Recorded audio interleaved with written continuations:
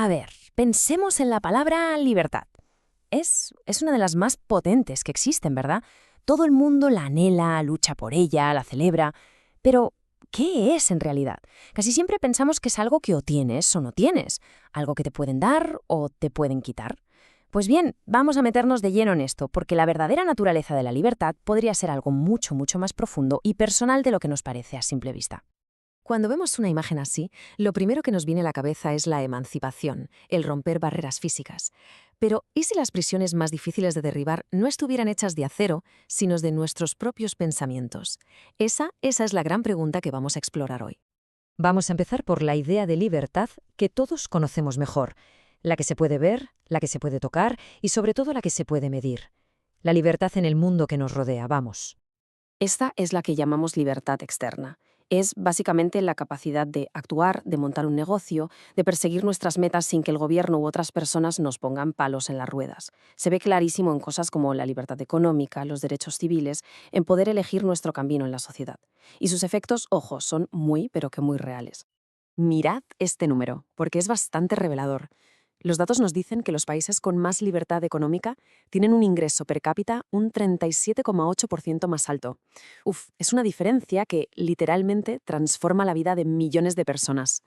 Y el impacto no se queda solo en el dinero. En esas mismas naciones, la esperanza de vida es, de media, 12 años más larga. 12 años. 12 años más de vida, de experiencias, de oportunidades.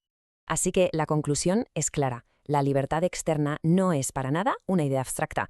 Tiene consecuencias reales, tangibles y muy positivas. Genera riqueza, impulsa la innovación y además va de la mano de mayores derechos y una mejor calidad de vida en general. Es, sin ninguna duda, algo valiosísimo por lo que merece la pena luchar. Vale. Pero, ¿qué pasa cuando todo eso desaparece? ¿Qué ocurre cuando a una persona se la despoja de absolutamente toda su libertad externa? ¿Significa eso que deja de ser libre por completo? Para entender esto, tenemos que viajar a uno de los lugares más oscuros de la historia de la humanidad. Esta pregunta nos lleva directos a la historia del psiquiatra Viktor Frankl. Su experiencia nos obliga a replantearnos todo lo que creíamos saber sobre la libertad, porque él tuvo que ponerla a prueba en las condiciones más extremas que podamos imaginar, un campo de concentración nazi. En 1942, Viktor Frankl es deportado a Auschwitz. Y allí se lo quitan todo: su trabajo, su casa, sus escritos, su propia identidad. Rodeado constantemente por la muerte, toda su libertad externa fue simplemente aniquilada. Estas son sus palabras exactas. Y no es una exageración. A los prisioneros les quitaban la ropa, sus pertenencias, incluso su nombre, que era sustituido por un número tatuado en la piel. Les arrebataron todo lo que definía su vida en el mundo exterior. En un lugar así, donde cada acción, cada bocado de comida y cada segundo de vida o muerte estaba controlado por los guardias, la libertad externa era sencillamente cero. Según nuestra definición inicial, la libertad allí se había extinguido por completo. Y sin embargo, en medio de esa desolación total, Frankl tomó una decisión. En su primera noche, viendo cómo otros corrían hacia la valla electrificada para acabar con todo, él decidió conscientemente no hacerlo. Eligió vivir. Y en esa simple elección estaban haciendo otra idea de libertad.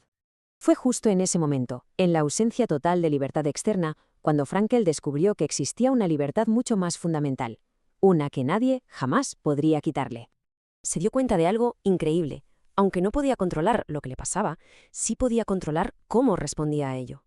Podía elegir su actitud, podía encontrar un sentido incluso en el sufrimiento más absoluto. Y a eso lo llamó libertad interior, la última de las libertades humanas. A ver, vamos a ponerlas una al lado de la otra para que se vea claro. La libertad externa es el poder de hacer. Depende totalmente de lo que nos rodea y, como hemos visto, nos la pueden quitar. En cambio, la libertad interna es el poder de ser, de elegir nuestra respuesta. Es independiente de las circunstancias y es inalienable. Nadie puede meterse en nuestra mente y obligarnos a sentir desesperación. Esa elección es siempre, siempre nuestra. Y lo más fascinante es que este descubrimiento de Frankl en pleno siglo XX en realidad resuena con una sabiduría que ha existido durante milenios. Mucho antes que él, los filósofos estoicos ya habían llegado exactamente a la misma conclusión. Escuchemos a Epicteto, que fue una de las figuras clave del estoicismo. Nació siendo esclavo, o sea, su cuerpo no le pertenecía. Y sin embargo, enseñaba que la verdadera libertad era una actitud mental. Él entendió, desde la experiencia más dura posible, que se podía estar encadenado físicamente, pero ser completamente libre en la mente.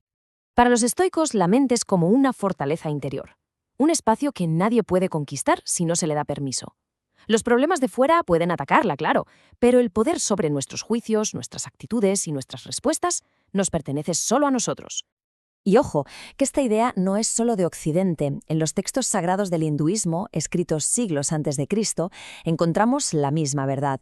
La mente puede ser nuestra cárcel o puede ser la llave que nos hace libres. La batalla final por la libertad se libra en última instancia en el campo de batalla de nuestra propia conciencia. Bueno, hemos viajado desde las estadísticas económicas hasta la filosofía antigua, pasando por los horrores de Auschwitz. Todo esto nos lleva a la pregunta del millón. ¿Qué significa todo esto para la vida de cada uno, aquí y ahora? Vamos a resumir las ideas clave. Primero, la libertad externa es súper importante y mejora la vida de la gente de formas que se pueden medir. Hay que valorarla y protegerla.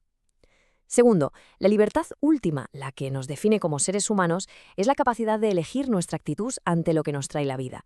Y tercero, esa libertad interior es nuestro último refugio, es invulnerable a cualquier cosa que pase fuera. Quizás el deseo más profundo que tenemos no es la ausencia de problemas o de restricciones, es la presencia de una capacidad. La capacidad de responder con dignidad, con sentido y con elección, da igual cuál sea la situación. No se trata solo de la libertad de, sino de la libertad para.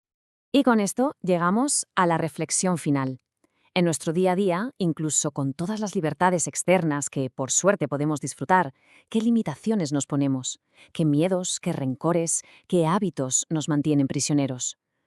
La última pregunta no es qué puede hacer el mundo para liberarnos, sino qué puede hacer cada cual para liberar su propia mente.